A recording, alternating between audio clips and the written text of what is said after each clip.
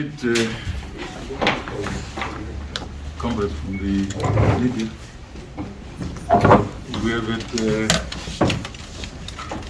very enriching discussions with the ambassador, British ambassador to Zimbabwe, Mr. Vos, where we discussed quite a number of issues affecting our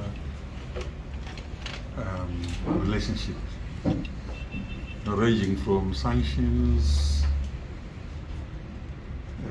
the debt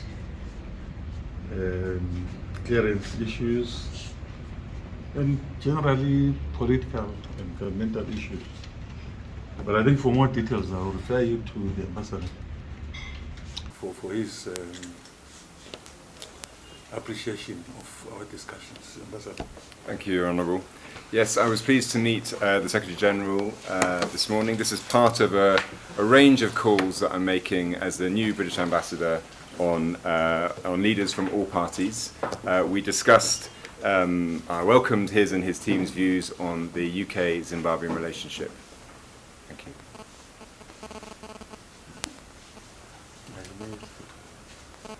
You may raise questions if you have. Good morning. My name is Anna. I'm a journalist with Zimbabwe.com. I want to know from you what's your position on the sanctions issue that were imposed on Zimbabwe. The country has been lobbying for the removal of those sanctions. Where does Britain stand at the moment on that issue? Thank you very much. Basa rangu kusindisa hukama we Britain ne Zimbabwe.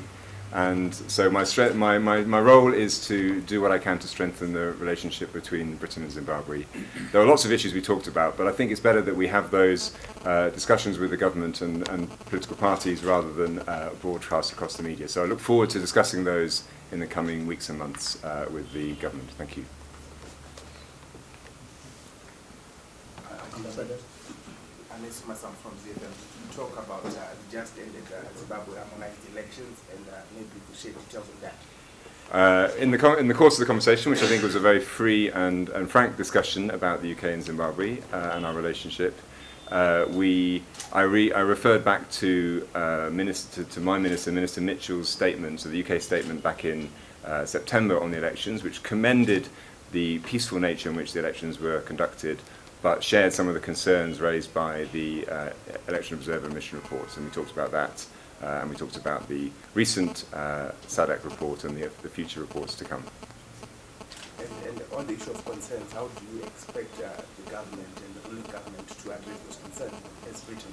I don't think my job here is to, as a visitor in this country, is to tell Zimbabwe what it should or shouldn't do. I'm a visitor. I represent the United Kingdom in Zimbabwe, and I don't think certainly I should be in public sort of having the conversation across the media waves about the conversation we had. So certainly it is not for me to say. We talked about the issues. We had the full and frank conversation about the sets of issues that will strengthen our relationship between our two countries, and that is what I will continue to do in the coming weeks and months. Thank you. Okay, thank you.